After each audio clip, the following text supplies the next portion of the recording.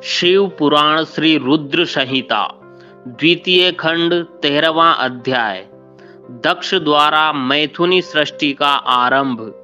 ब्रह्मा जी कहते हैं, हे नारद, प्रजापति दक्ष देवी का वरदान पाकर अपने आश्रम में लौट आए। मेरी आज्ञा पाकर प्रजापति दक्ष मानसिक सृष्टि की रचना करने लगे, परंतु फिर भी प्रजा की संख्या में वृद्धि होती न देखकर वे बहुत चिंतित हुए और मेरे पास आकर कहने लगे, हे प्रभो, मैंने जितने भी जीवों की रचना की है वे सभी उतने ही रह गए, अर्थात उनमें कोई भी वृद्धि नहीं हो पाई। हे तात, मुझे कृपा कर ऐसा कोई उपाय बताइए जिससे वे जीव अपने आप बढ़ने लगें। ब्रह्मा जी बोले, प्रजापति दक्ष, मेरी बात ध्यान पूर्वक सुनो। तुम त्रिलोकीनाथ भगवान शिव की भक्ति करते हुए यह कार्य संपन्न करो, वे निश्चय ही तुम्हारा कल्याण करेंगे। तुम प्रजापति वीरण की परम सुंदर पुत्री अशिकनी से विवाह करो और स्त्री के साथ मैथुन धर्म का आश्रय लेकर प्रजा बढ़ाओ। अशिकनी से तुम्हें बहुत सी संतानें प्राप्त होंगी। मेरी आज्ञा के अनुसार दक्ष ने वीरण की पुत्री अशिकनी से विवाह कर लिया। उनकी पत्नी के गर्भ से उन्हें 10,000 पुत्रों की प्राप्ति हुई। ये हर्रेश्व नाम से जाने गए। सभी पुत्र धर्म के पथ पर चलने वाले थे। एक दिन अपने पिता दक्ष से उन्हें प्रजा की सृष्टि करने का आदेश मिला। तब इस उद्देश्य से तपस्या करने के लिए वे पश्चिम दिशा में स्थित नारायण सर नामक तीर्थ पर गए। वहां सिंधु नदी व समुद्र का संगम हुआ है। उस पवित्र तीर्थ के जल के स्पर्श से उनका मन उज्जवल और ज्ञान से संपन्न हो गया। वे उसी स्थान पर प्रजा की वृद्धि के लिए तप करने लगे। नारद, इस बात को जानने के बाद तुम श्री हरि विष्णु की इच्छा से उनके पास गए और बोले, दक्ष पुत्र हर्रेश्वगण, तुम पृथ्वी का अंत देखे बिना सृष्टि की रचना करने के लिए कैसे उद्यत हो गए? ब्रह्मा जी बोले, हर्रेश्व बड़े ही बुद्धिमान थे। वे तुम्हारा प्रश्न सुनकर उस पर विचार करने लगे। वे सोचने लगे कि जो उत्तम शास्त्र रूपी पिता के निवृत्ति परक आदेश को नहीं समझता, वह केवल रजोगुण पर विश्वास करने वाला पुरुष सृष्टि निर्माण का कार्य कैसे कर सकता है। इस बात को समझकर वे नारद जी की परिक्रमा करके ऐसे रास्ते पर चले गए जहां से वापस लौटना असंभव है।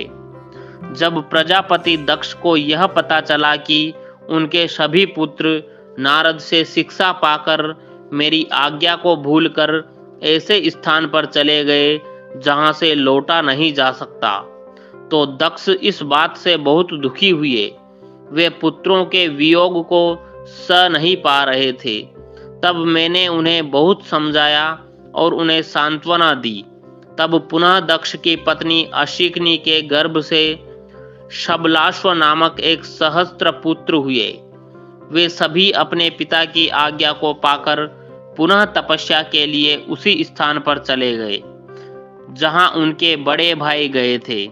नारायण सरोवर के जल के स्पर्श से उनके सभी पाप नष्ट हो गए और मन शुद्ध हो गया।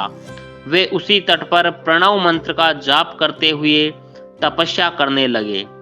तब नारद, तुमने पुनः वही बातें जो उनके भाइयों को कही थी उन्हें भी बता दी और तुम्हारे दिखाए मार्ग के अनुसार वे अपने भाइयों के पथ पर चलते ऊर्ध्व गति को प्राप्त हुए। दक्ष को इस बात से बहुत दुख हुआ और वे दुख से बेहोश हो गए। जब प्रजापति दक्ष को ज्ञात हुआ कि यह सब नारद की वजह से हुआ है, तो उन्हें बहुत क्रोध आया। संयोग से तुम भी उसी समय वहां पहुंच गए।